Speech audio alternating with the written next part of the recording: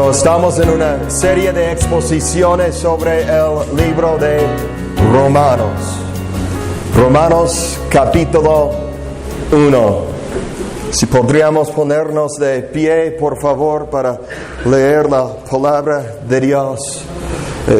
Vamos a leer Romanos 1. 1 al 7.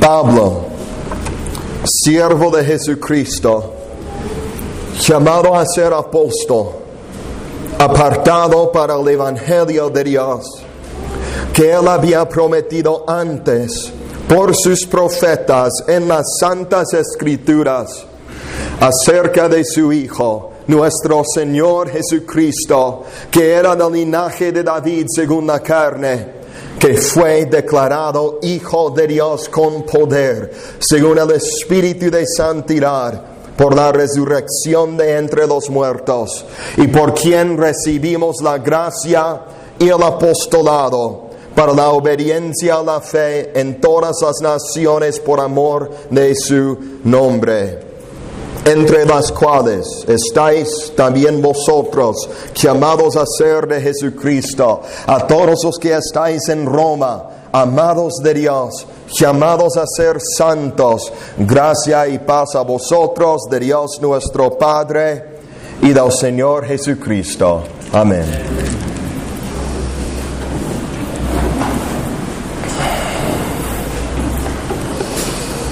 En estas pocas palabras que se encuentran en los versículos 1 al 7, a pesar de que las palabras son pocas que el apóstol Pablo usa aquí, la verdad que se encuentra en estas palabras es grande, es grandísima, es verdad pesada.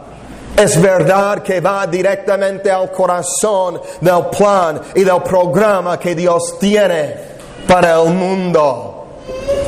El tema de estos versículos, de hecho, el gran tema del libro de Romanos, de todo este libro que estamos estudiando, es el tema más grandioso, más sublime, más elevado, más admirable que existe en todo el universo, sea en el cielo o en la tierra. El tema que se toca en el libro de Romanos es el Evangelio de Dios. El Evangelio de nuestro Señor Jesucristo. El apóstol Pablo escribió este libro a fin de explicar la verdad del Evangelio del Señor Jesucristo.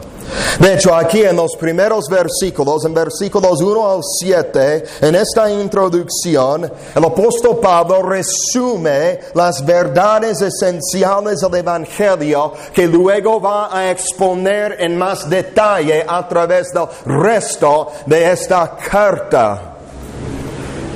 Y por ejemplo, si nos fijamos aquí en el texto, les pido que mantengan sus Biblias abiertas a Romanos capítulo 1. No tengo la intención de hablar lo que está en mi propio corazón, sino de hablar lo que está escrito aquí en este texto.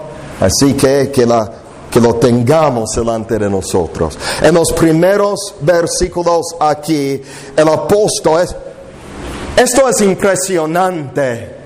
Como en tan pocas palabras el apóstol resume tanta verdad del Evangelio. Él comunica que el Evangelio, que el plan que Dios tiene es buenas noticias. Pues eso es el mismo significado de la palabra Evangelio que se encuentra en el versículo 1. Él dice que es el Evangelio de Dios, y vamos a explicar eso. Dice en el versículo 2 que este Evangelio se basa y se fundamenta en las mismas Escrituras.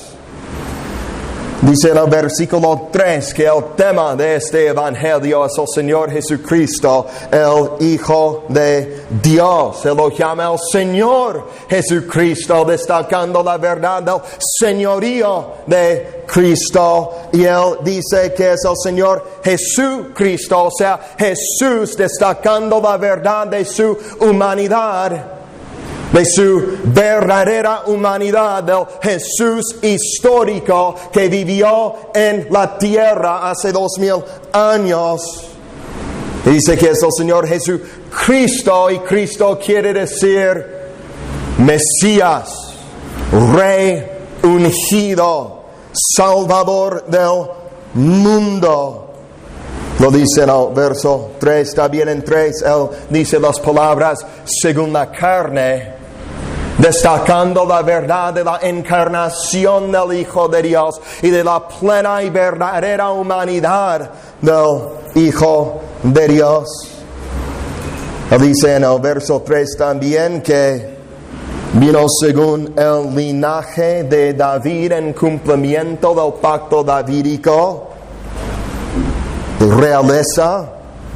Él dice también en el versículo 4 que fue declarado Hijo de Dios, hablando de su plena deidad, donde menciona su plena humanidad y plena deidad en estos versículos,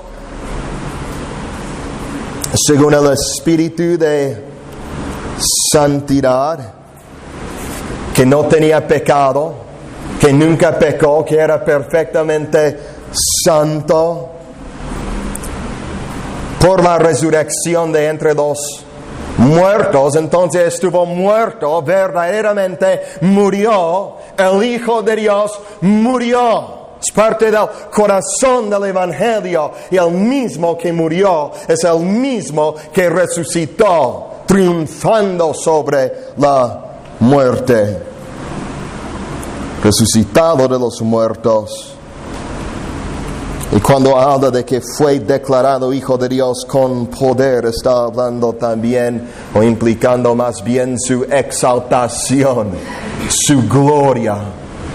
Porque con la resurrección vienen implicadas las verdades de su ascensión, de su sesión triunfal a la diestra del trono del Padre, de su reinado, de su gloria eterna. Él es el que murió y resucitó y ahora vive, no morirá jamás, vive para siempre. Pero tenemos resumidos aquí en estos versículos la plena humanidad de Cristo y la plena deidad de Cristo, la muerte de Cristo y la resurrección de Cristo, el linaje escogido de Cristo y el linaje divino de Cristo. Tenemos tantas verdades del Evangelio resumidas aquí en estos pocos versículos, en los versículos, más bien los versículos 1 al 4. Si queremos conocer el Evangelio del Señor Jesucristo, debemos estudiar cómo el apóstol inspirado por el Espíritu Santo de Dios presentó el Evangelio en el mismo libro de Romanos. Y hay muchísima verdad y muchísimo que podemos aprender de estos pocos versículos.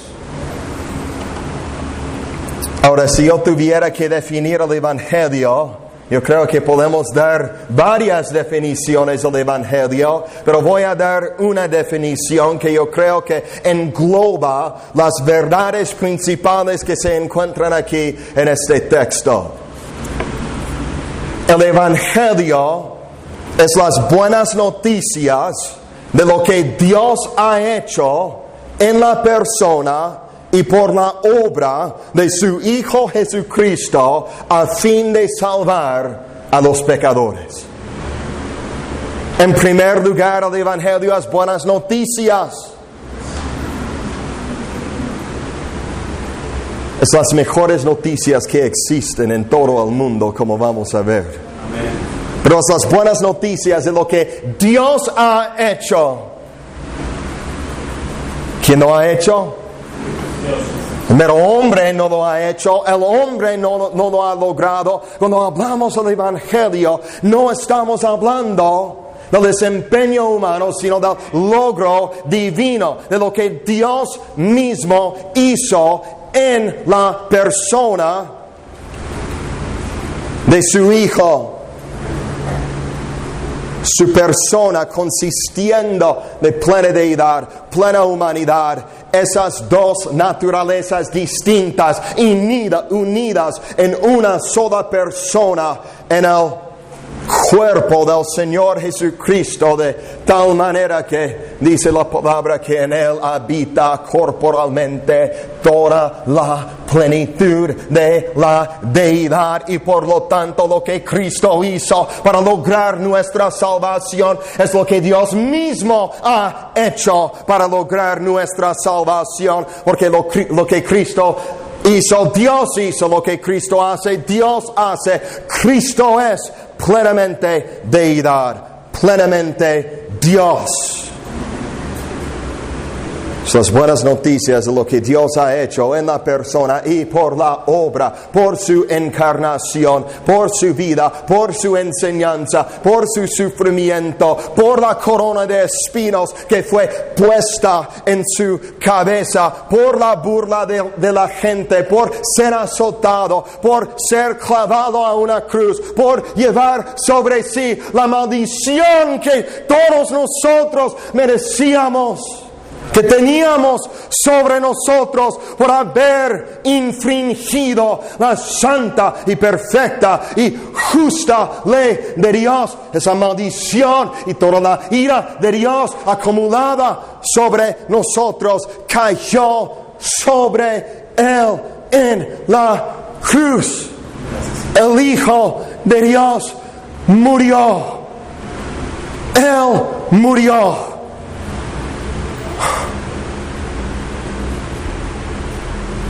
No se quedó muerto. El mismo que murió triunfó sobre la muerte por su resurrección, declarando su deidad, declarando la perfección de su sacrificio, declarando que es el único mediador, declarando que Él reina como Señor y Rey, declarando que Él es nuestro sumo sacerdote en las alturas, Cristo el Hijo de Dios, el que nos representa ahora delante del trono de Dios como nuestro abogado divino. Las buenas noticias de lo que Dios ha hecho en la persona y por la obra de su Hijo Jesucristo a fin de salvar a los pecadores miserables. El Evangelio no habla de mejorar tu vida temporal en este mundo. El apóstol Pablo dijo que era de entre los más miserables de todos los hombres, hablando en términos mundanos. Las vidas de los apóstoles, las vidas de los profetas, mártires, hombres que sufrían, hombres que tenían que, al leer Hebreos 11, lo que los hombres de Dios han sufrido. El Evangelio no habla de felicidad temporal y carnal en este mundo. El Evangelio habla de la salvación de tu alma, de salvarte de tu pecado. Y si el Evangelio no te ha salvado de tu pecado, no te ha salvado del infierno. El Evangelio salva a los pecadores. ¿De qué? De sus pecados.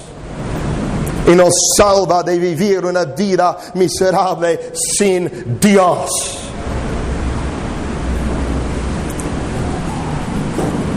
Pablo habla de este Evangelio aquí. Dice en el verso 1: apartado para el Evangelio de Dios.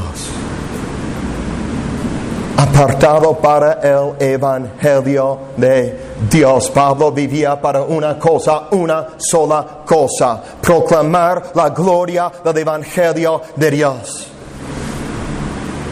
Si no pudiera predicar el Evangelio, anunciar el Evangelio, enseñar el Evangelio, divulgar el Evangelio, prefirió no vivir en la tierra. ¿Qué causó eso en un hombre así? Que tiene tanta esperanza en el Evangelio que si ya no puede divulgar el Evangelio, prefiere no vivir. Lo dice en Filipenses, que estaba en una estrecha entre apartarse para ir con el Señor, y morir como mártir y estar en la presencia inmediata de Dios con su Señor, o de quedarse en la carne, en la tierra. Y él dice que la única razón por la que quiere permanecer en la tierra es para ser útil para la proclamación del Evangelio. Y él dice que para mí el vivir es Cristo y el morir es una tragedia. No, ganancia. Es mejor, él dice. Pero él quiere vivir a fin de vivir para Cristo. Él quiere vivir a fin de anunciar el Evangelio de Dios. ¿Tienes esa esperanza en este glorioso Evangelio que Pablo predicaba? ¿Amas el Evangelio tanto que si no puedes compartir el Evangelio con el mundo, que prefieres morir? Nadie puede producir este tipo de amor en su propio corazón. No es una obra de esfuerzos carnales. Es una obra sobrenatural del Espíritu de Dios. Pero lo mismo que Dios derramó en el corazón del apóstol Pablo, es lo mismo que Dios ha derramado en los corazones de multitudes a través de la historia de la iglesia, que prefirieron morir que no anunciar el Evangelio. Has sido apartado para el Evangelio de Dios. Has sido transformado. Has sido librado de tu pecado. Tienes este gran y gozoso amor en tu corazón por el Evangelio. Algunos dicen, bueno, mi propósito para vivir en el mundo es mi familia. Mi propósito de vivir en el mundo es para el trabajo. Mi propósito de vivir en este mundo es para lograr mis sueños. Pablo dice, mi propósito es el Evangelio, nada más. Todo lo demás es secundario y nada más. Pero es el Evangelio. Y él dice que por causa del Evangelio había sufrido la pérdida de todas las cosas. Y estaba refiriéndose a su familia, estaba refiriéndose al respeto que tenía en el mundo, estaba refiriéndose a su posición de tener tanta autoridad entre el Sanhedrin en Israel en los tiempos antiguos. Estaba hablando de todo. Ciertamente, Pablo dice que su mismo padre era fariseo. ¿Qué piensas que su padre hizo cuando Pablo se convirtió? No dice que su padre se convirtió, no habla de la conversión de su familia, solo de su hermana. Había sufrido la pérdida de todas las cosas, pero Pablo dice que es un gozo para él. Es un privilegio para él. Tanto que amaba el Evangelio de Cristo. Dice, pues él era un apóstol. Pero también era un hombre pecador. No era el Señor Jesucristo. No era un superhéroe. Era un hombre transformado por la gracia del poder del Evangelio del Señor Jesucristo.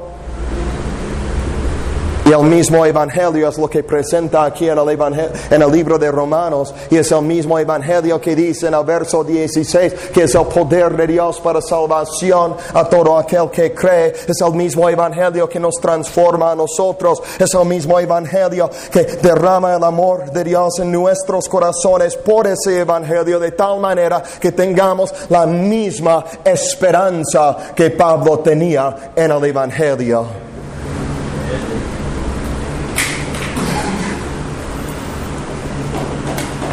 Él dice, apartado para el Evangelio.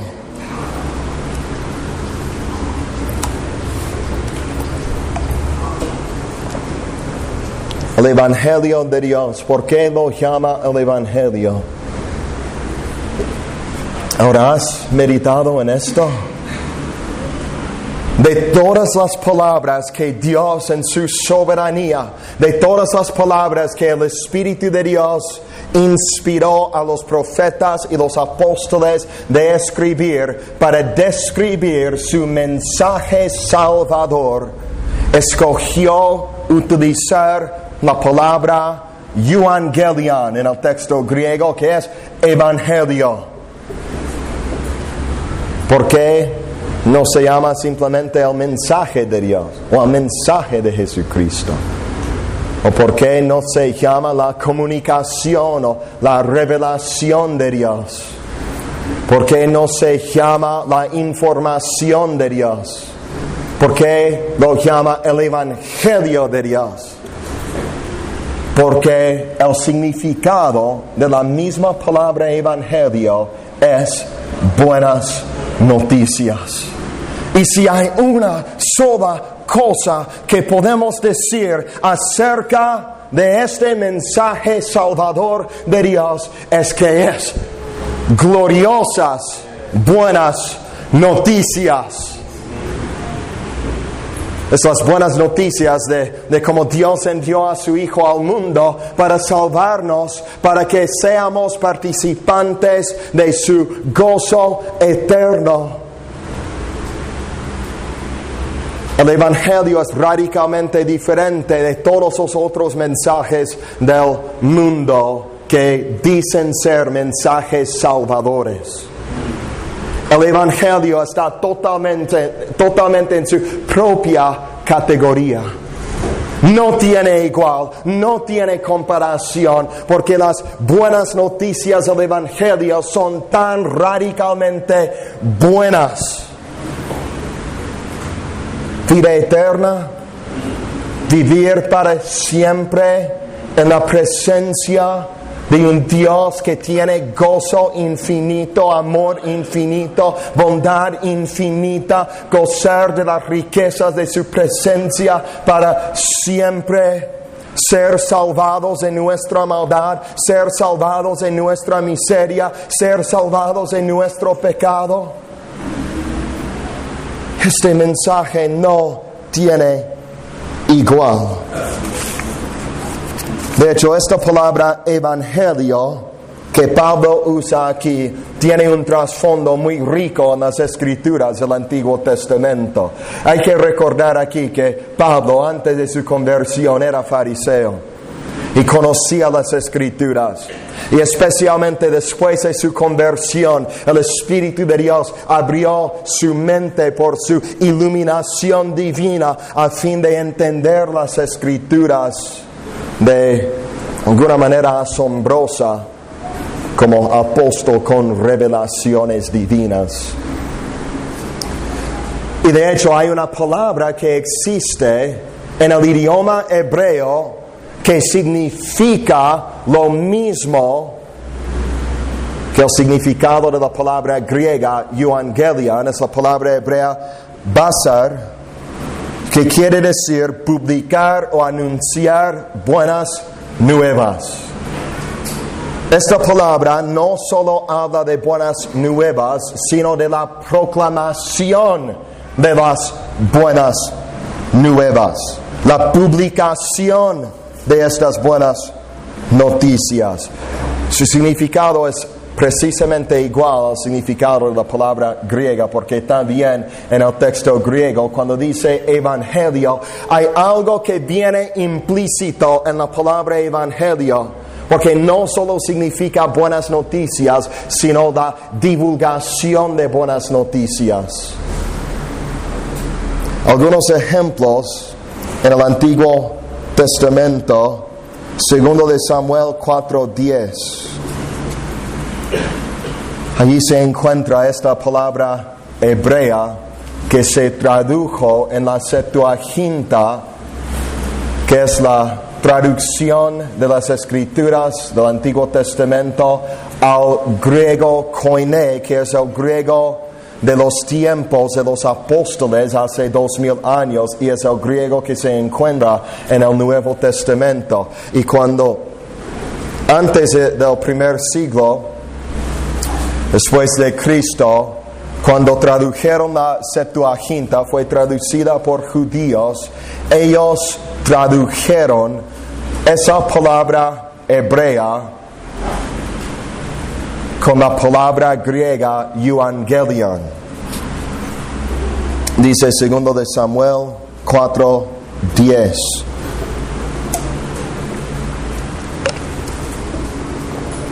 David hablando aquí dice que cuando uno me dio nuevas diciendo, he aquí Saúl ha muerto. Ahora pensaba que pues Saúl era enemigo de David. Saúl siempre estaba tratando de matarle a David, pero reconociendo que David era el rey que Dios había levantado. Ese muchacho le dice algo a David. Dice aquí Saúl ha muerto, imaginándose que traía buenas nuevas. Ahí está nuestra palabra. Yo lo prendí y le maté en Ziklag en pago de la nueva, porque ese hombre había matado a Saúl. Y eso era pena de muerte por tocar el ungido del Señor en el antiguo pacto y matarlo de esa manera. Entonces David no lo asesinó, lo mató en justicia con la pena de muerte, con la pena capital del Estado por haber matado al rey. Pero ese hombre, vemos aquí la connotación de esta palabra hebrea. Cuando dice imaginándose que traía buenas nuevas, el muchacho se imaginaba que traía buenas nuevas de la victoria de David sobre Saúl, de que David había triunfado, de que sus enemigos estaban muertos. Entonces anunció lo que a él le pareció ser buenas nuevas. Luego en 2 de Samuel 18:31 dice: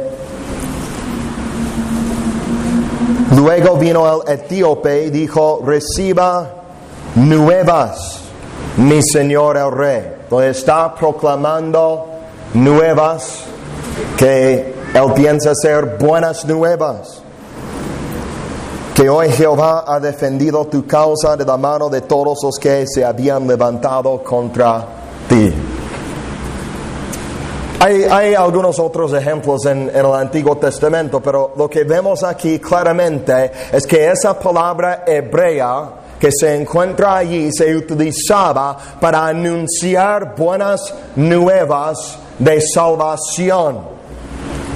Dice, pero ¿dónde está la salvación aquí en estos versículos?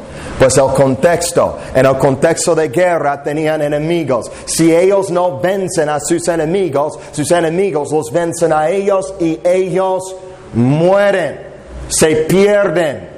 Entonces, victoria sobre sus enemigos es salvación, es liberación. Y eso es el significado de esa palabra, es anunciar buenas nuevas de liberación, de victoria, de salvación. Y así a través de la historia de Israel, en el idioma hebreo, utilizaban la palabra en esa manera.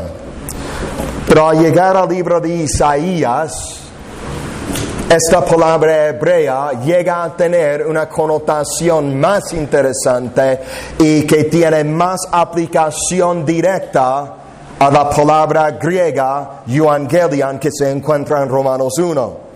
En Isaías 40,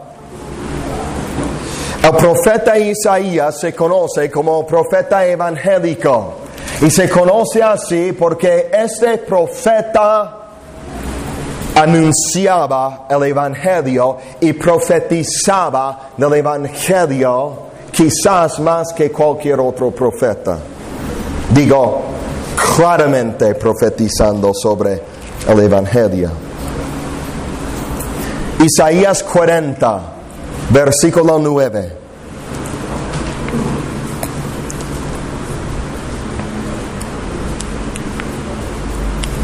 Y hay que recordar las palabras del apóstol Pablo en Romanos 1, 2, porque él habla del Evangelio de Dios que él había prometido antes por sus profetas en las Santas Escrituras.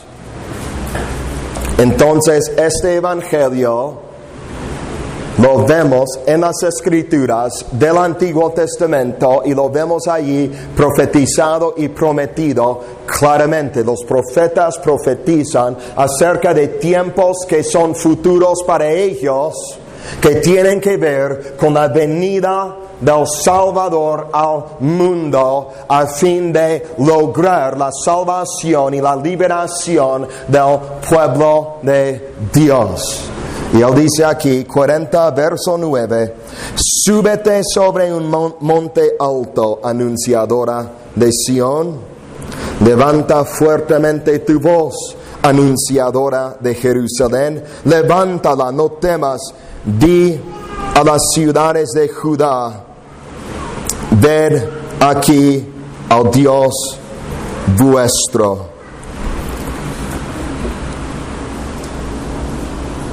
Y esa palabra hebrea se encuentra aquí en este versículo, pero si pensamos en este versículo aquí, el profeta Isaías claramente está profetizando del Evangelio.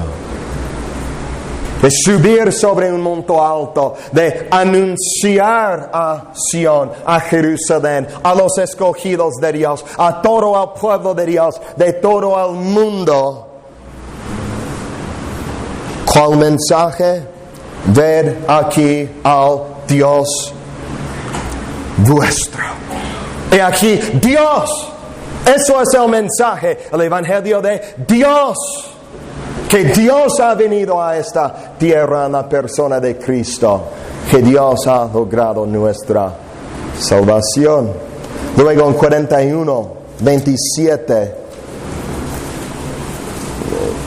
Isaías, escribiendo después de la mayor parte de la historia de lo que pasó en Israel, la historia del mundo a través de la historia de la redención, 700 años antes de la primera venida del Señor Jesucristo para morir y lograr nuestra salvación.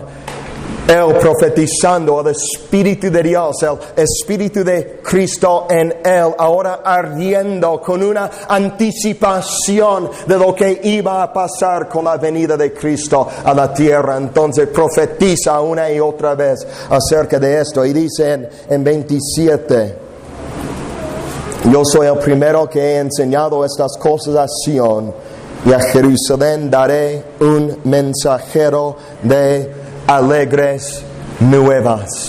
Entonces es un mensaje, el mensaje habla de alegres nuevas.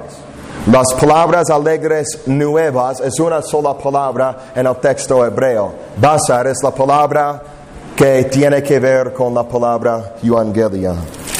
Isaías 52, 7.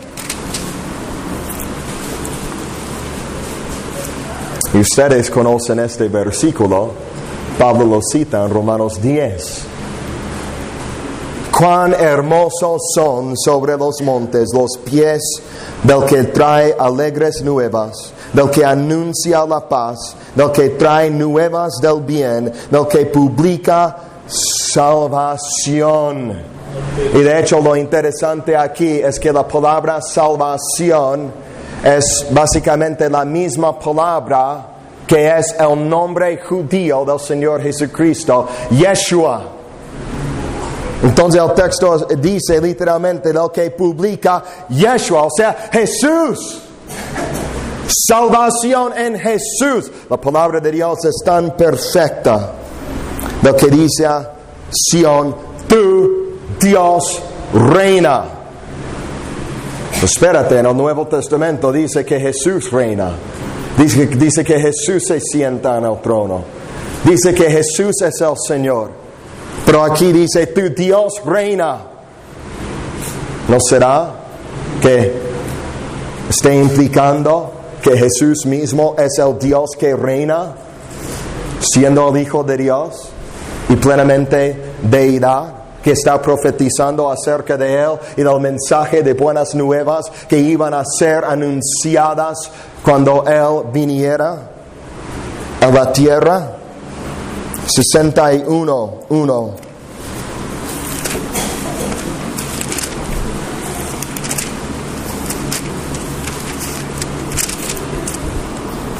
El Espíritu de Jehová, el Señor, está sobre mí, porque me ungió Jehová, me ha enviado a predicar buenas nuevas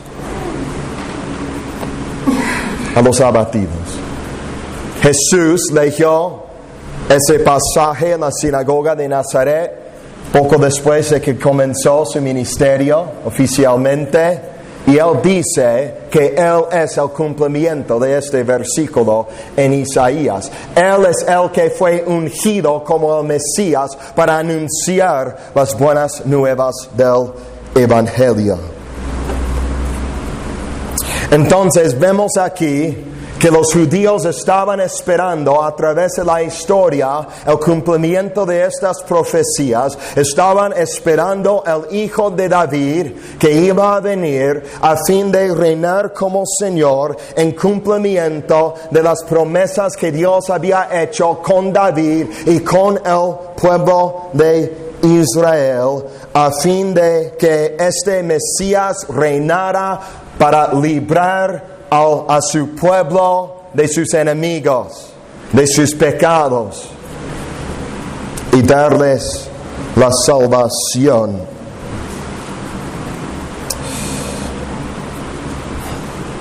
De hecho, el Evangelio, algo que es parte del corazón del Evangelio, es el anuncio de que el reino de Dios ha llegado. Marcos 1:15, ¿qué dice el Señor cuando comienza su ministerio? El tiempo se ha cumplido, el reino de Dios se ha acercado. ¿Por qué se había acercado? Porque el Rey mismo se había acercado a fin de ejercer su dominio y su reinado y recibir gloria y honra y alabanza y adoración de parte de los hombres.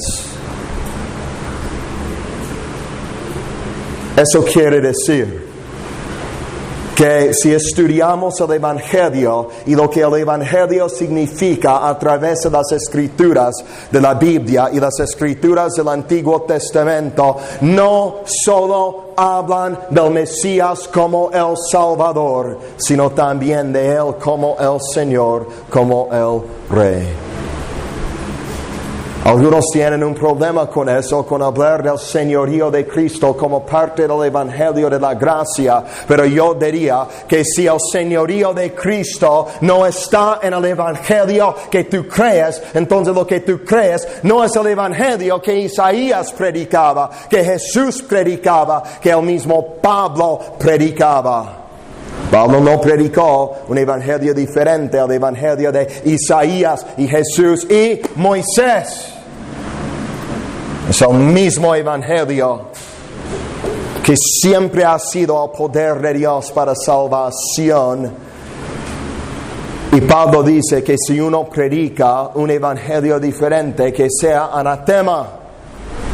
Hay un solo evangelio y ese evangelio habla del señorío de Cristo, del reinado de Cristo, de la majestad y la gloria de Cristo, de la grandeza del Hijo de Dios, que dice que tú tienes que doblarte la rodilla a su autoridad y confesarlo como Señor y vivir conforme a la verdad de su señorío. Al llegar al Nuevo Testamento, posterior a la misión terrenal del Señor Jesucristo, después de su ascensión al cielo, el mismo Evangelio de que habla la palabra de Dios empieza a tener una revelación mucha más plena y mucha más amplia. Y Pablo define algo del corazón del Evangelio que él predicaba en 1 Corintios 15.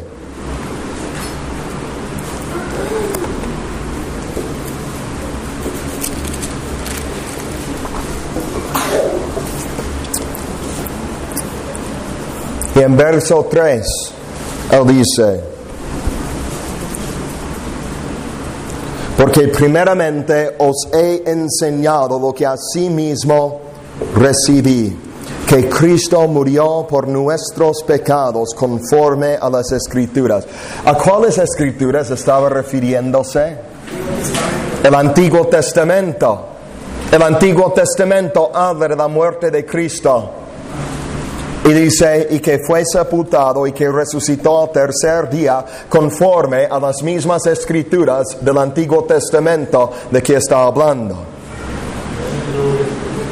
Pero él resume la verdad del Evangelio aquí por medio de mencionar la muerte, la sepultura y la resurrección del Señor Jesucristo. Entonces eso es parte del corazón del Evangelio, lo que él hizo con el propósito de salvarnos. De hecho, esta palabra Evangelio también tenía un trasfondo histórico interesante en el mismo Imperio Romano en los tiempos en que el Nuevo Testamento fue escrito. Porque utilizaban la palabra Evangelion a fin de hacer anuncios de parte del emperador. Y en la ciudad de Roma, que era la capital del mundo antiguo y la ciudad más grande que había existido hasta ese tiempo, cada vez que algo importante pasaba con César, el emperador, hubo un anunciador, alguien que proclamaba y se levantaba en la esquina de la calle y en los lugares principales del público en Roma y decía: buenas noticias, buenas nuevas. César acaba de tener a un hijo. Y el hijo es el heredero del trono. Y toda la gente se regocijaba. O anunciaban, por ejemplo, buenas noticias. El heredero, el hijo de César, había ascendido al trono y ha tomado su dominio. Y toda la gente se regocijaba. O decían: buenas noticias, César ha promulgado una nueva ley para el bienestar de todo el mundo y la prosperidad de toda la humanidad. Y todos se regocijaban. Pablo toma esa palabra evangelio y lo aplica a otro rey. No al rey César, sino al rey Jesús. Y él dice: buenas noticias, Jesús es el Hijo del Altísimo. Buenas noticias, Jesús es el heredero del trono del universo. Buenas noticias, Jesús ha promulgado una ley.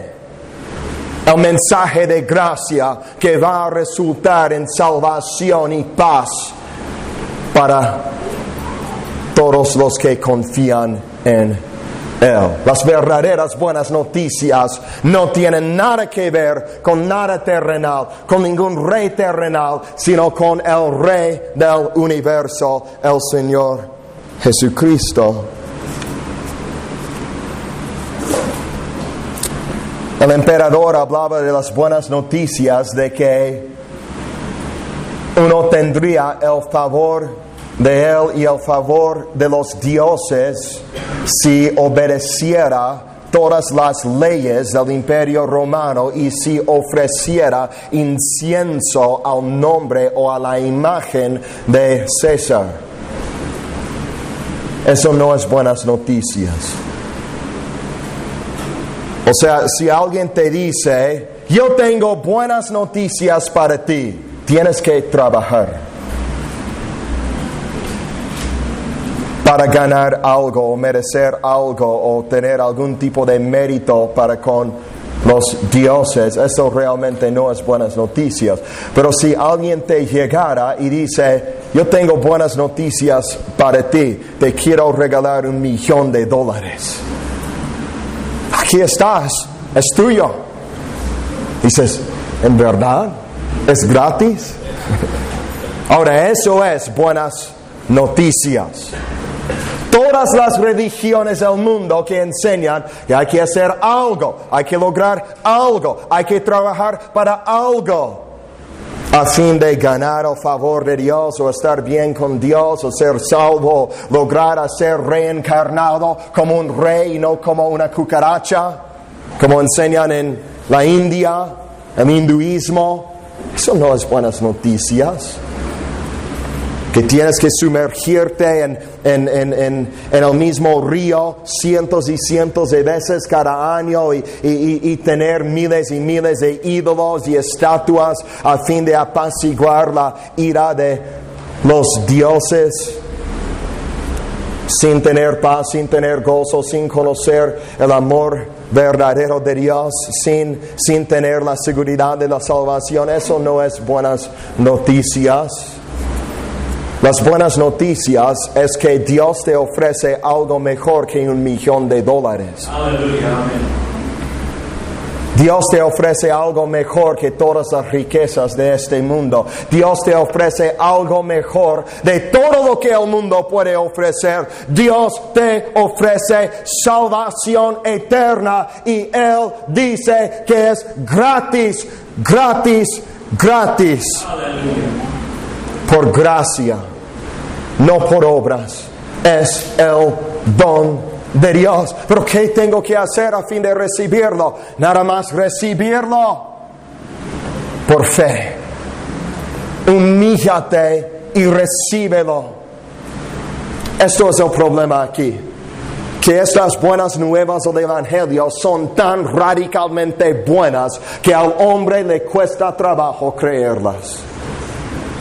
El hombre en su naturaleza quiere hacer algo que le da mérito delante de Dios. Quiere ser merecedor de algo. Y Dios dice que no. Lo único que tú mereces es su ira eterna en el infierno para siempre. Es lo único que mereces. No puedes ganar la salvación por tus obras. No puedes ganar nada bueno de parte de Dios. Solo puedes recibirlo. Y si vas a recibirlo, tienes que humillarte, tienes que confesar que eres pecador, tienes que confesar que tú no puedes. Tienes que confesar que la esperanza no está en ti ni en nada de lo que haces, sino solamente en Cristo, en Dios, y recibirlo. Así como al hombre le cuesta mucho trabajo, si alguien se le acercara para decirle, buenas noticias, te quiero regalar $10 millones, yo creo que en la misma manera al hombre le cuesta trabajo recibir las buenas nuevas del Evangelio por su orgullo, porque piensa que tiene que merecerlo. No puedes merecerlo. El Evangelio que Pablo predicaba en el libro de Romanos era tan radicalmente misericordioso, tan radicalmente lleno de la gracia de Dios, que los mismos judíos le acusaban de enseñar que las obras no importan, o que no importa si vivimos en el pecado, o que no. Y eso ofende a muchos hombres. Yo he conocido a muchos hombres orgullosos que me han dicho, entonces estás diciéndome que si el asesino malvado, el Hitler, que verdaderamente cree en lo que tú predicas, que él sería salvo, pero que la buena persona que nunca ha dañado a nadie, nunca ha matado a nadie, y ha hecho muchas buenas cosas, que va a ir al infierno si no lo cree.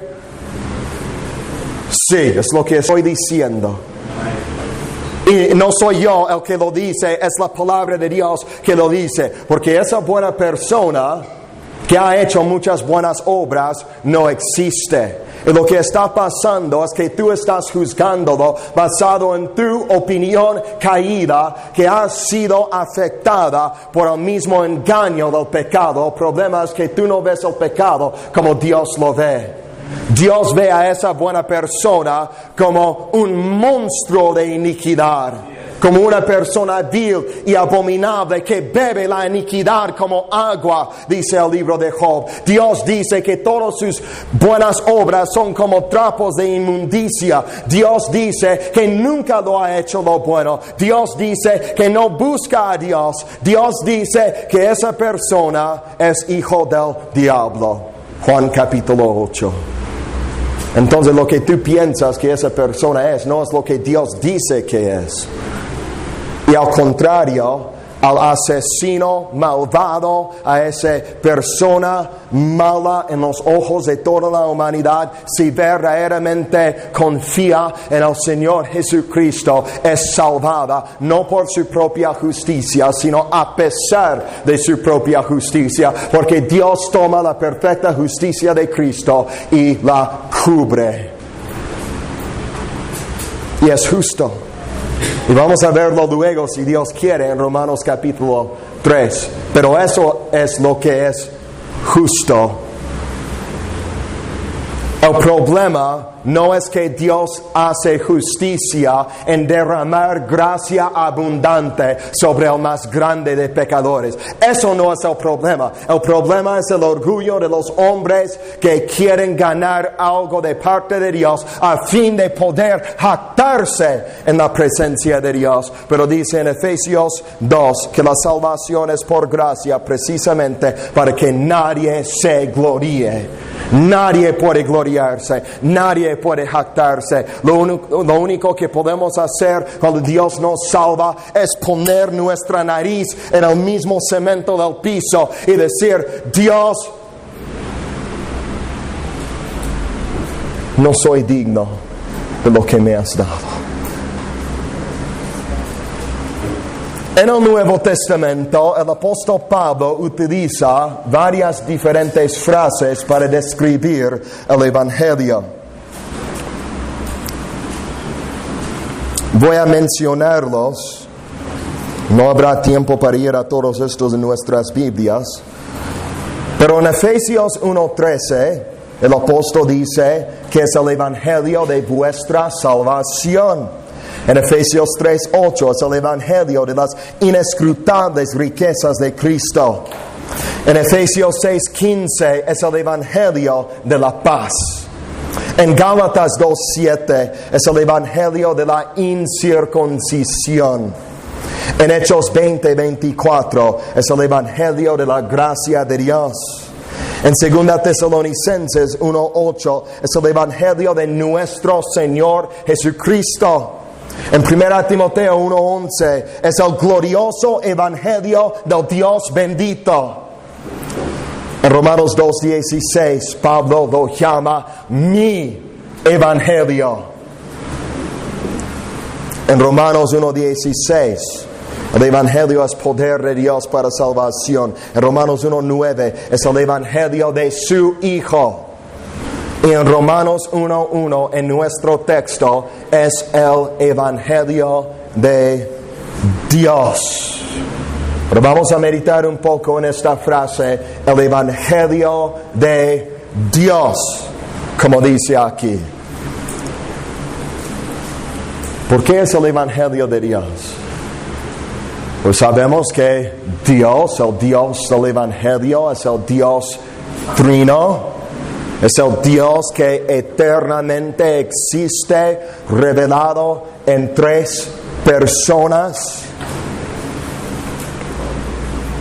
Cada una de estas tres personas es plenamente Dios y sin embargo no hay tres dioses sino un solo Dios, porque las tres personas son parte del mismo ser, del único Dios verdadero. Y en ese sentido el Evangelio de Dios es el Evangelio del Dios Trino. Tanto el Evangelio del Hijo como el Evangelio del Padre y el Evangelio del Espíritu Santo. Para ilustrar esto aquí, ¿quién envió al Hijo al mundo? El Padre. Si no hubiera enviado al Hijo al mundo, el Hijo no hubiera venido al mundo, el Hijo no hubiera muerto, no hubiera hecho lo que hizo para salvarnos. Y por lo tanto el Evangelio es tanto de Dios como es del Hijo de Dios. Tanto del Padre como del Hijo. Si no fuera por el Padre no tendríamos ningún Evangelio. Pero sabemos también que en la aplicación de la salvación lograda por el Hijo de Dios en obediencia a su Padre en el Evangelio, que es el mismo Espíritu Santo de Dios que tiene que tomar los beneficios de lo que Dios el Hijo hizo para salvarnos y aplicar a nosotros esos beneficios. ¿Quién es el que nos regenera? El Espíritu Santo. Y somos justificados por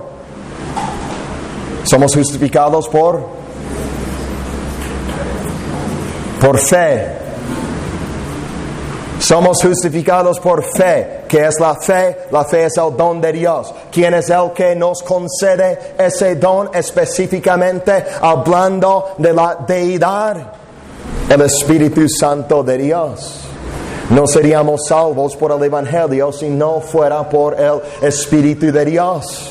Entonces, en una manera, podemos decir que es el Evangelio de Dios el Padre, de Dios el Hijo y de Dios el Espíritu Santo. Y si no fuera por los papeles de cada uno de los miembros de la deidad, no habría ningún Evangelio y no habría salvación para nosotros.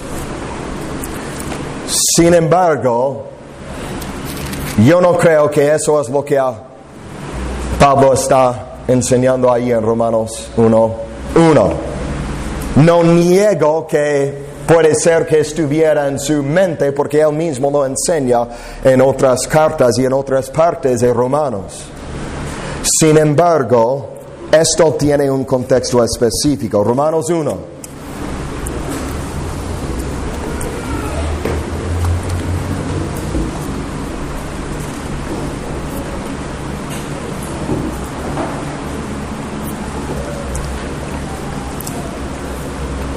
Él dice el Evangelio de Dios, pero dice en el versículo 3 acerca de su Hijo, nuestro Señor Jesucristo. Acerca del Hijo de quién? Del Dios que menciona al final del versículo 1. Y por lo tanto, cuando dice Dios, no está refiriéndose a la Trinidad, sino a Dios el Padre. De hecho, en las Escrituras del apóstol Pablo, él hace esto a menudo. Cuando él hace esto, no está negando que el Hijo es Dios. No está negando que el Espíritu es Dios. Él dice que el Espíritu es Kyrios, Señor. O sea, el Jehová del Antiguo Testamento en 2 Corintios 3. Y él también dice que Jesús es Dios luego en Romanos 9. Y lo dice tal cual, llamándole a Jesús Dios. Entonces no está negando la plena deidad de las otras personas del ser de Dios. Pero lo que está haciendo aquí es aplicando el título Dios a aquel que tiene primacía en las relaciones eternas de la Trinidad, a fin de reconocer su primacía en la obra de la redención y en el Evangelio de Cristo, a fin de atribuirle la gloria que Él merece en la salvación del hombre.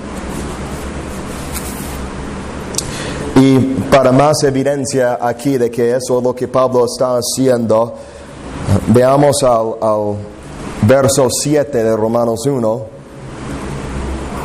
Dice: gracia y paz a vosotros de Dios nuestro Padre y del Señor Jesucristo. Entonces Él define el título Dios que está utilizando allí como Dios el Padre.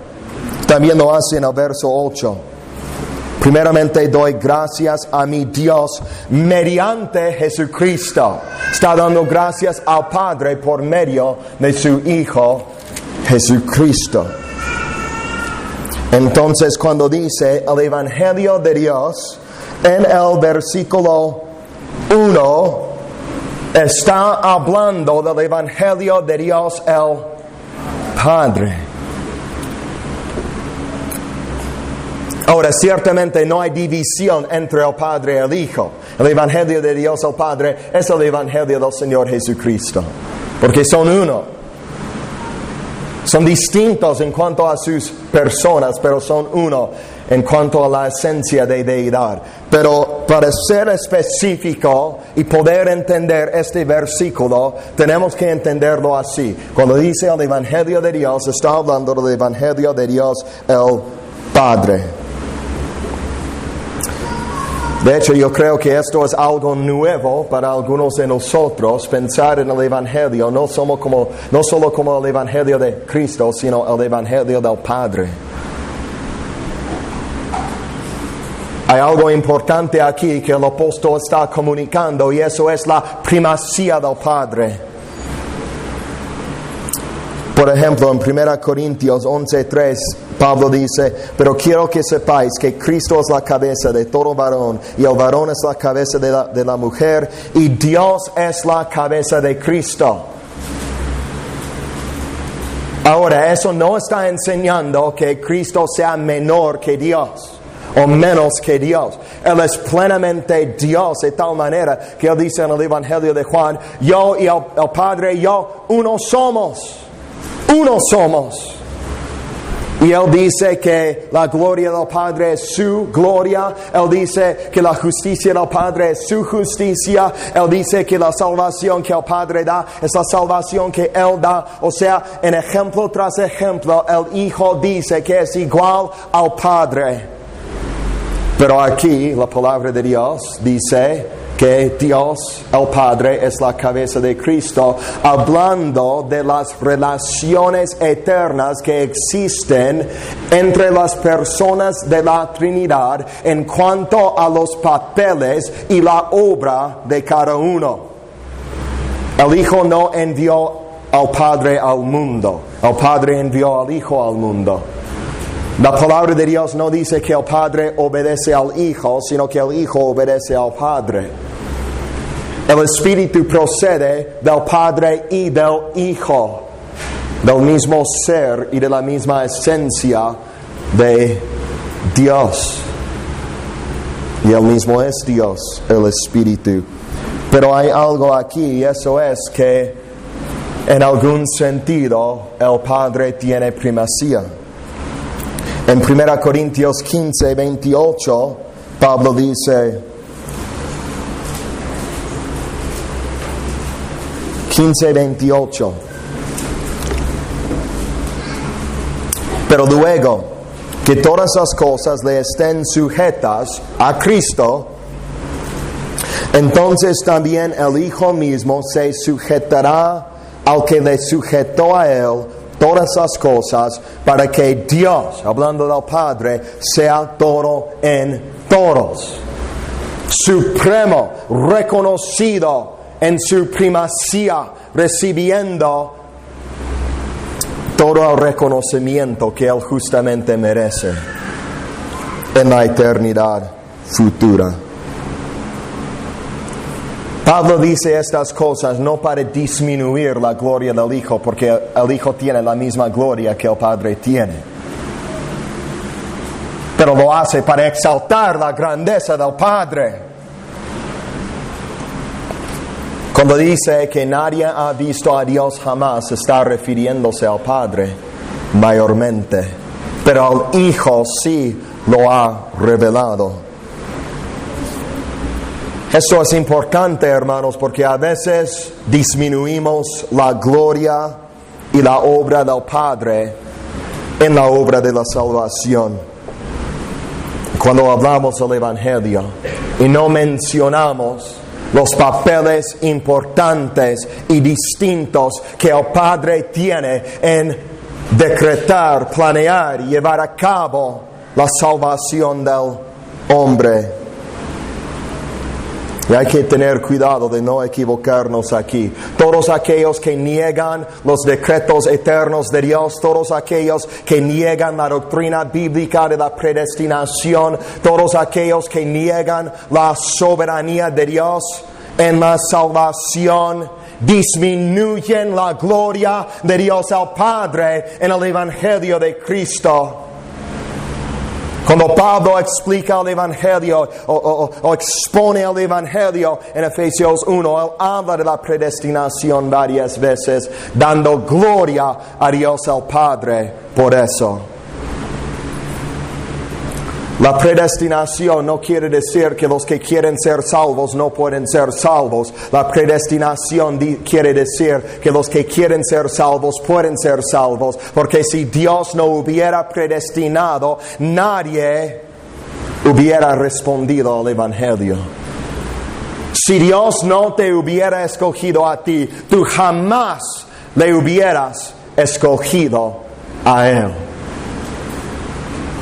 ¿Por qué? Porque eres pecador. Y si tú te ofendes cuando yo te digo que eres pecador, hablando a cada uno de los que están aquí en este lugar, es que estás demasiado orgulloso aún como para ser salvo. Humíllate. Pero la predestinación quiere decir que nosotros como pecadores que aman su pecado, que se deleiten en su pecado, que escogen pecar todo el tiempo, que tienen todo su deleite, su placer en el pecado, que pecan continuamente, que rechazan a Dios, que huyen de la luz, que Dios vio que íbamos a rechazarlo y rechazarlo y rechazarlo, y por lo tanto Él mismo nos predestinó a fin de llevar a cabo en nosotros su plan de salvación y aplicar los beneficios de la redención de Cristo a nosotros para que podamos ser salvos. En ese sentido, el papel que Dios el Padre tiene en el Evangelio no es algo miserable, no es malas noticias. La predestinación, los decretos eternos de Dios y la soberanía de Dios en la salvación no es malas noticias. Si entiendes esas doctrinas como malas noticias, no entiendes las doctrinas correctamente, y te ruego que hables conmigo o con algún hermano que las entiende para que pueda aclarar las cosas y que estudies el tema bíblicamente. Pero es buenas noticias. El Padre está involucrado en las buenas noticias del Evangelio, así como el Hijo está involucrado. De hecho, el Padre está tan involucrado en la obra de la salvación que en 1 Timoteo 1:1 el apóstol Pablo dice: Pablo, apóstol de Jesucristo, por mandato de Dios nuestro Salvador. Dios nuestro Salvador. El Padre es nuestro Salvador, así como el Hijo es nuestro Salvador. El Padre no murió en la cruz, pero el Padre tiene que ver con lo que el Hijo hizo en la cruz. Ahora nosotros llamamos al Hijo el Salvador, ¿no es cierto? ¿Cuándo es la última vez que hemos llamado al Padre el Salvador? A pesar del canto que cantamos el libro de Judas. Pero cuando no estamos citando la Escritura, ¿cuándo hablamos así? Yo creo que no hablamos así porque no entendemos los papeles esenciales que el Padre tiene en el Evangelio de Cristo. No los entendemos claramente como debemos. Y esto tiene implicaciones importantes aquí. ¿Por qué lo llama el Evangelio de Dios? ¿De Dios el Padre? Pues además de decir lo que ya hemos dicho, al meditar en este tema, pensé en 5 razones por las que el Evangelio es el Evangelio de Dios el Padre. Número 1, es el Evangelio de Dios el Padre, porque el Evangelio tiene su origen en Dios. Tiene su origen en el Padre, en el consejo eterno de la Santísima Trinidad en la eternidad pasada. Dios hizo el plan de redención, Él decretó su cumplimiento y los detalles de su cumplimiento. Él aseguró que orquestó todas las cosas a fin de que sus decretos eternos se cumplieran en el Evangelio de Cristo. El mismo Evangelio de Cristo es una revelación de parte de Dios el Padre. Si Dios no se hubiera revelado a la humanidad, nadie le conocería.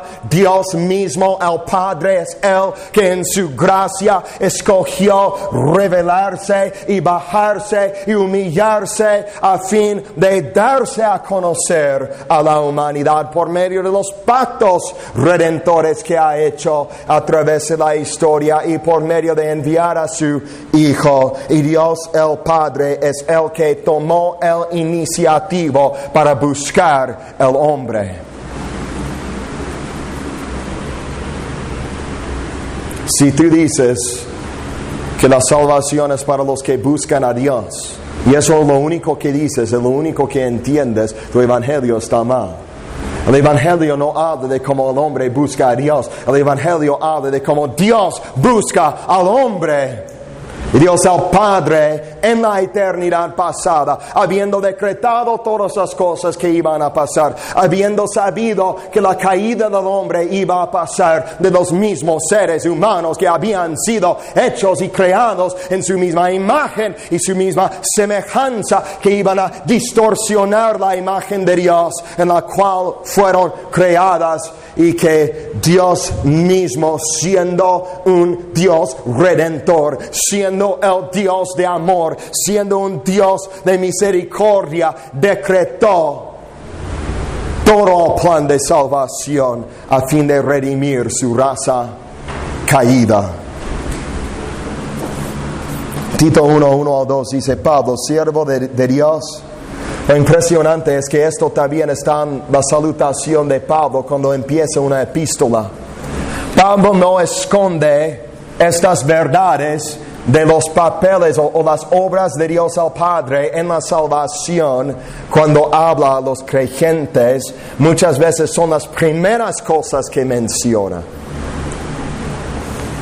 Pablo, siervo de Dios y apóstol de Jesucristo, conforme a la fe de los escogidos de Dios y el conocimiento de la verdad, que es según la piedad, en la esperanza de la vida eterna, la cual Dios, que no miente, prometió desde antes del principio de los siglos. ¿A quién lo prometió? Antes del principio de los siglos. Eso ni tiene sentido para nosotros. ¿Cuándo es eso? Antes del principio de los siglos. ¿Cuándo fue el tiempo en que el tiempo no existía? No tiene sentido. Y no tiene que tener sentido, porque Dios es Dios. Y no podemos entender la grandeza de Dios con nuestras mentes finitas.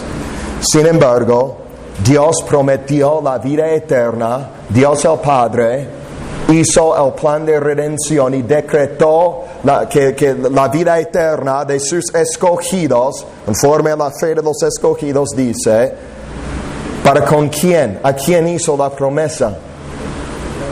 A Dios el Hijo. ¿Quién más estuvo allí? Padre, Hijo, Espíritu Santo, nadie más. Por toda la eternidad pasada, Dios existía en la perfección de su ser, gozándose del gozo de su misma presencia. Dios no tuvo que hacerte. Dios no tuvo que crear al hombre a fin de cumplirse. Dios estaba perfectamente, infinitamente, gozosamente feliz en sí mismo, con el amor que había entre el Padre, el Hijo y el Espíritu.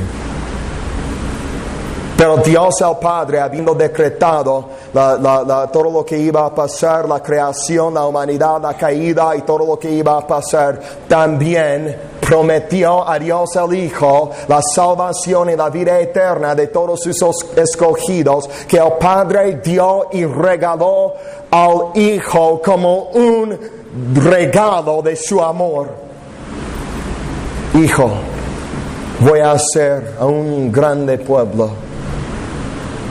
Te voy a dar este pueblo, para que este pueblo te ame, para que este pueblo te sirva, para que este pueblo te alabe para siempre. Hijo, te amo tanto que este pueblo será tuyo y mío. Pero, hijo, vas a tener que morir por ellos. Vas a tener que sufrir esto.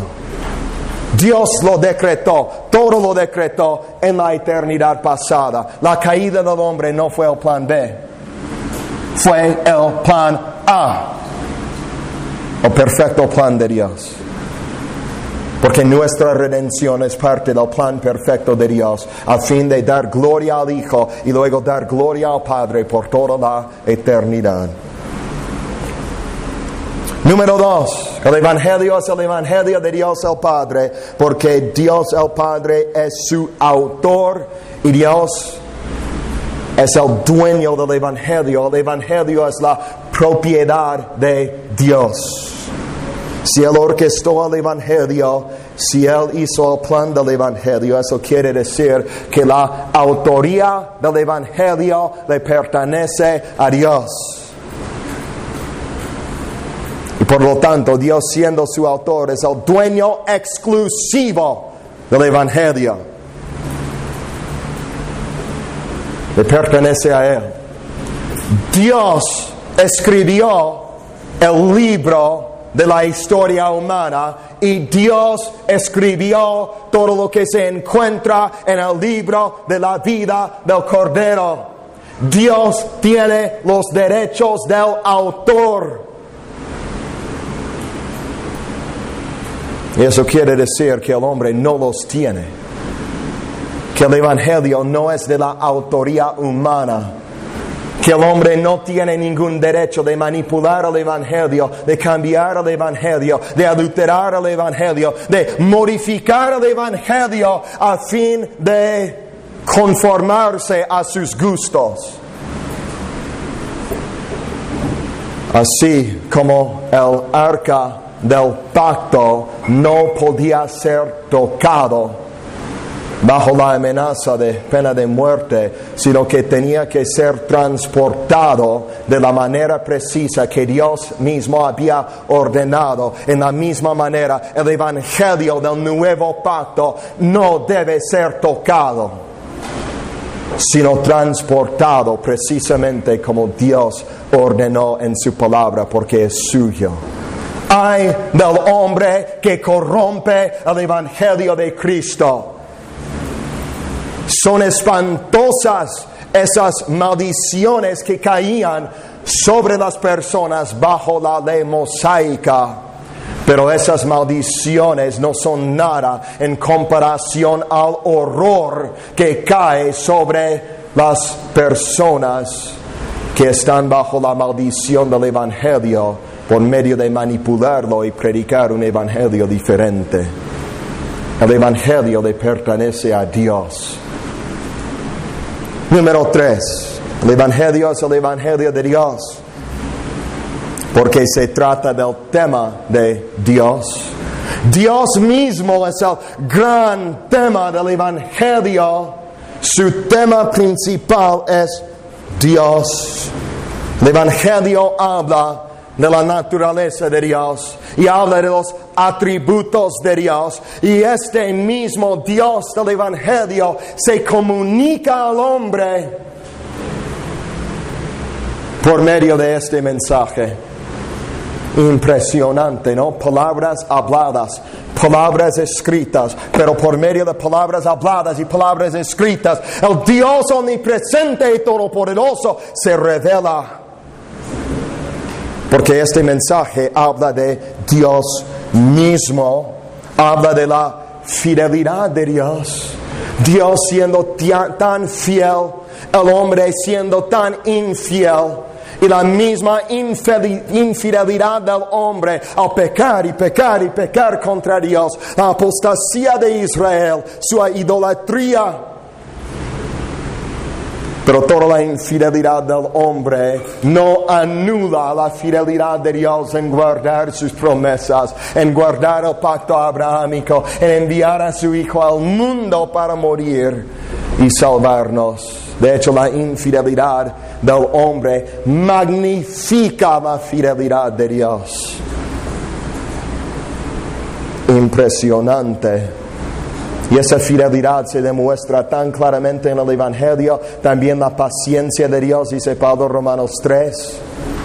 Dios en su paciencia pasó por alto los pecados pasados a fin de castigarlos en la persona de su Hijo en el cumplimiento del tiempo en la cruz.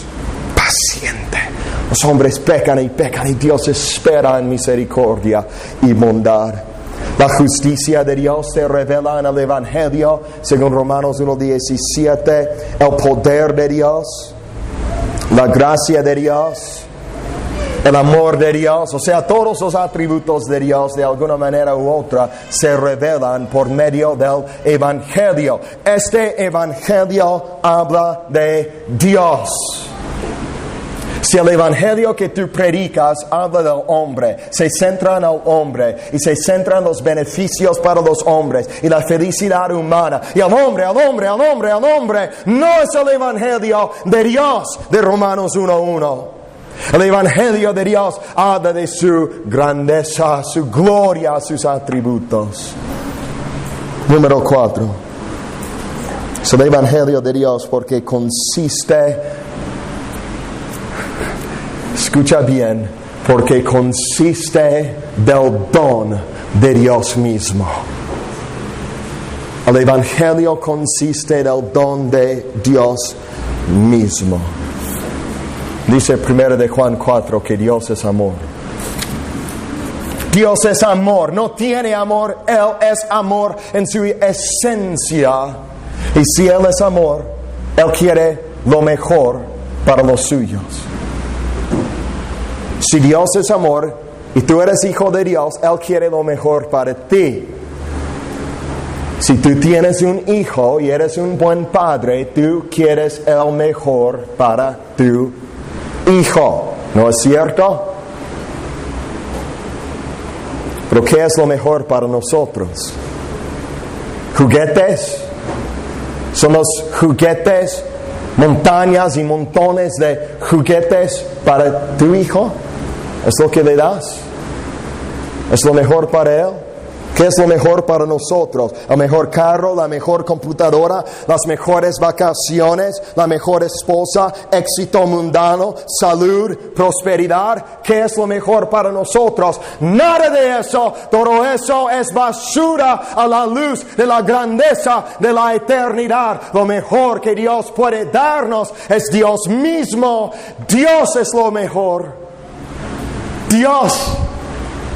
La excelencia del conocimiento de Dios, la gloria de Dios, comunión con Dios, al conocer el único Dios verdadero. Eso es lo mejor para nosotros. Dios es el mejor ser del universo, la mejor cosa del universo. Y si somos hijos de Dios, Dios quiere lo mejor para nosotros y eso mejor es Dios mismo. Es Dios mismo. Como dice en Cantar de los Cantares 2:16, mi amado es mío y yo suya. Mi amado es mío, mi amado Dios, mi amado Señor Jesucristo, Él es mío. Aleluya. Y si estás en Él, Él es tuyo también, como Pablo puede decir, mi evangelio y mi Dios. Tomás se cayó sobre las rodillas y dijo, Señor mío y Dios mío. Eso es glorioso. De hecho, si Dios te diera juguetes y computadoras y vacaciones y barcos y carros y mansiones, pero no te diera Dios mismo, Él mismo, Él te odiaría. Eso sería odio, eso sería destrucción, eso sería vanidad. Pero si Dios no te diera ni carros, ni mansiones, ni barcos, ni buenas vacaciones, pero si Dios te diera Él mismo, Él te ama entonces con un amor tan grande, un amor infinito. La magnitud del don es comparable a la magnitud del amor que tiene. Y si tiene amor redentor, amor eterno, amor infinito para con los suyos, entonces Él les concede el don infinito de gozar del mismo persona de Dios y su comunión por toda la eternidad. Dios, por medio del Evangelio, nos da el don de conocerlo personalmente, nos da el don de su propio Hijo, nos da el don del Espíritu Santo, las Escrituras dicen, nos da el don de ser hecho participante de la naturaleza divina al ser regenerado a la imagen de Dios, nos da el don de ser glorificado juntamente con Él, nos da el don de gozar de Él para siempre, de glorificarlo y gozar de Él para siempre. No solo nos dio el don de una tierra prometida, no solo nos dio el don de la inmortalidad o de una herencia en su reino o de muchos otros dones. El Evangelio de Dios es las buenas noticias de cómo Dios nos ofrece el don de sí mismo para nuestro gozo eterno en la admiración de su nombre. Y eso es glorioso. Me faltan palabras para comunicar lo glorioso que esto es. Número 5. Es el Evangelio de Dios el Padre, porque este Evangelio nos lleva a Dios. Nos lleva a Dios. Dios es el fin del Evangelio. Dios es la meta del Evangelio. Él es el propósito principal del Evangelio. Tu salvación es secundaria. ¿Sabías eso? Dios tiene algo más grande en mente. Él tiene una meta, algún fin para lograr que es más grande que tu propia salvación. Y eso es su gloria.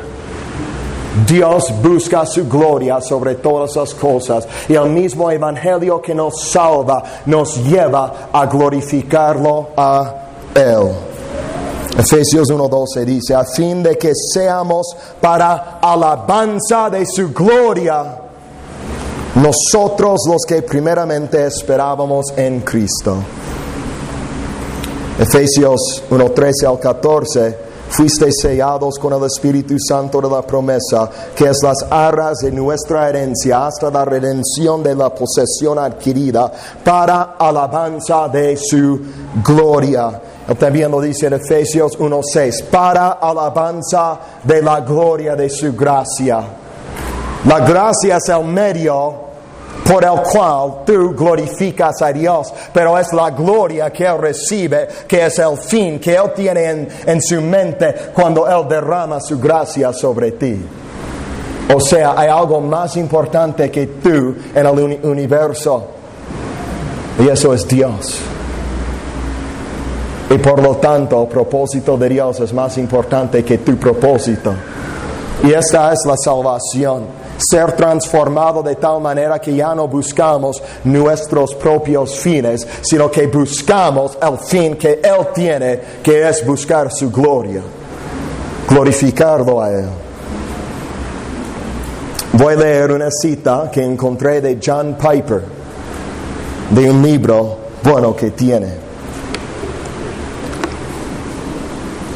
El libro se llama Dios es el Evangelio, y en este libro Piper dijo: todos los sucesos salvadores y todas las bendiciones salvadoras del Evangelio son medios para quitar obstáculos del camino, para que podamos conocer y disfrutar de Dios más plenamente. Y él dice: propiciación, redención, perdón, imputación, santificación, liberación, curación, el cielo. Ninguno de ellos constituye una buena nueva, excepto porque nos llevan a Dios para que disfrutemos de Él eternamente. Si creemos que todas las cosas que se mencionaron anteriormente nos han sucedido, pero no las abrazamos para poder acercarnos a Dios, él dice, no nos han sucedido. Él dice esto: Cristo no murió para perdonar pecadores que valoran cualquier cosa por encima de contemplar y deleitarse en Dios. Las personas que se sentirían felices en el cielo, si Cristo no estuviera allí, no estarán allí, él dice. Y él dice: el Evangelio no es una vía para llevar a las personas al cielo, es una vía para llevar a las personas a Dios. El Evangelio es una forma de sortear todo obstáculo para el gozo eterno de Dios. Si no queremos a Dios por encima de todas las cosas, el Evangelio no nos ha convertido. ¿Por qué quieres ir al cielo? ¿Porque es un paraíso? ¿Porque has escuchado buenas cosas del cielo? Yo creo que el verdadero convertido preferiría estar en la tierra si Dios estuviera en la tierra que en el cielo. El verdadero convertido prefiere estar con su Señor, prefiere estar... ¿Qué dice Pablo? Quisiera partir y estar con Cristo, lo cual es muchísimo mejor. Para mí el vivir es Cristo, o sea, Cristo es todo, Dios es todo. El evangelio de Pablo era un evangelio Dios-céntrico. Dios-céntrico. De hecho, es tan Dios-céntrico que el plan del Evangelio es de Dios, el Salvador del Evangelio es de Dios, la justicia del Evangelio es de Dios, la gracia del Evangelio es de Dios, el mensaje del Evangelio es de Dios, el poder del Evangelio es de Dios, la provisión del Evangelio es de Dios y el fin del Evangelio es Dios mismo. Todo es de Dios, su origen, su autor, su tema, su don, su meta, su fin. Todo es de Dios, de principio a fin. Es el Evangelio de Dios para la gloria de su nombre. ¿Conoces este Evangelio? ¿O solo has conocido un pequeño evangelio hombre céntrico que habla del decisionismo, que habla de la oración del pecador, que habla de cosas que tú haces a fin de lograr tener beneficios para ti en este mundo? Porque ese pequeño evangelio no salva, no es el evangelio de la Biblia. Solo el Evangelio de Dios salva y transforma y cambia nuestros corazones de tal manera de que Dios sea nuestro tesoro más grande por encima de todas las cosas. ¿Amas a Dios? ¿Buscas la gloria de Dios sobre todas las cosas? Si no es así, te ruego que confíes en este Evangelio, que te humilles delante de Dios y que invoques el nombre del Señor a fin de que seas salvo. Amén.